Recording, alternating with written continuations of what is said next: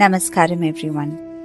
In the previous narration, we heard about Priyavrata's rule. Priyavrata, who was a son of Swayambhu Manu, who actually wanted to take sannyasa, but on the behest of Brahmaji, his grandfather, he comes back to rule the kingdom. It is he who travelled with the sun around the earth 7 times, and as a result of his travel around the earth, the 7 dvipas and the 7 sagaras were formed. Agnitra and his other 6 sons then were made to rule these islands. And his daughter by the name Ojaswati was given in marriage to Shukra, and their daughter was Devayani. Priyavrata's son was Agnitra and his eldest son was Nabhi. Nabhi had no children, and therefore he performed a sacrifice where he worshipped the Lord in the form of Yajna Purusha. Pleased with his devotion, Narayana appeared before him. The Ritviks and the Yajamana of the sacrifice praised the Lord with suitable words. They said, "You are perfect and you are complete in every way. We have not the power nor the command over words with which you should be praised. We can only fall at your feet and show our devotion. In a world full of sinful things which beset the path of man, who is there who can gauge your greatness? With our thoughts turned towards worldly things, and with earthly desires filling our mind, how can we aspire to know you and describe you?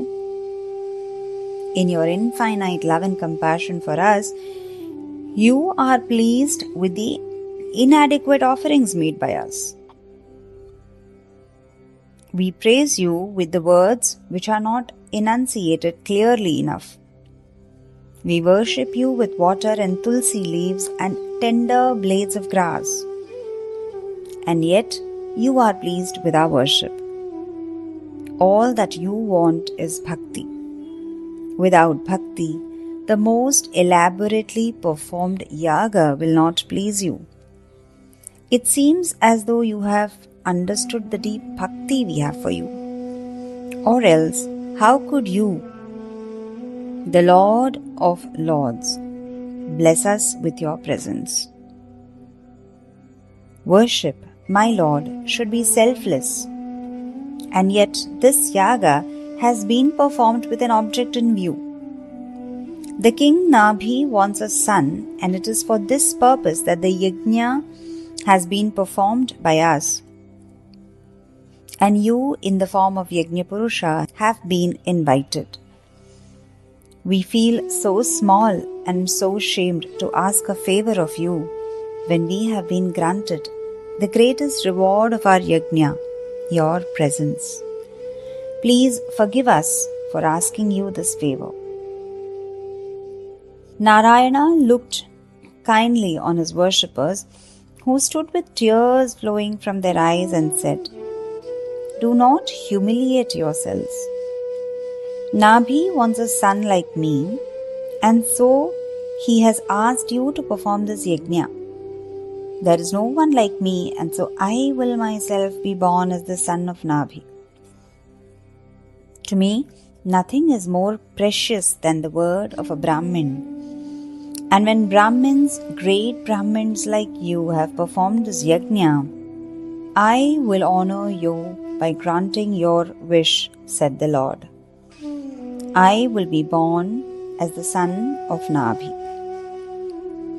In course of time, a son was born to Nabhi, and the king, knowing that it was the Lord who had taken the form of a child to bless them, felt there was no one equal in his good fortune.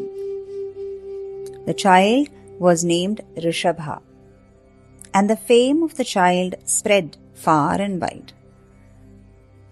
When his son reached manhood, Nabhi crowned him as king and went to Badri, where he worshipped Nara and Narayana till he reached the feet of the Lord. Rishabha, in course of time, married Jayanti, the daughter of Indra, and became the father of 100 sons. The eldest son of Rishabha was Bharata. The country which he ruled later came to be known as Bharatavarsha or Bharatavarsha.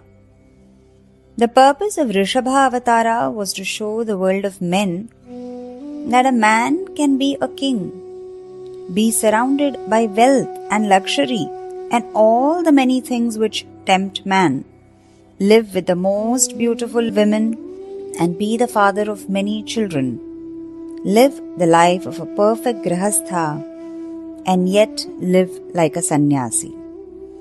This was the lesson taught to the world of men by Rishabha. It is particularity of human beings that they try to emulate whatever a man in high position does. And so it is the responsibility of a good king to set an example to his subjects and make them walk in the path traced out by himself. This was the purpose of this Avatāra of Narayana. The Rishabha Avatāra of Narayana taught men that living a family life, the life of a Grihastha, man could still arrange his life that he could achieve Dharma, Artha, fame, children, happiness and salvation in the end by righteous living and selfless performance of actions. Though he was himself beyond worldly things, Rishabha lived according to the rules set down by the Brahmins and ruled the kingdom like an ideal king. In our next narration, we will hear the valuable teachings of Rishabha. Hari Om.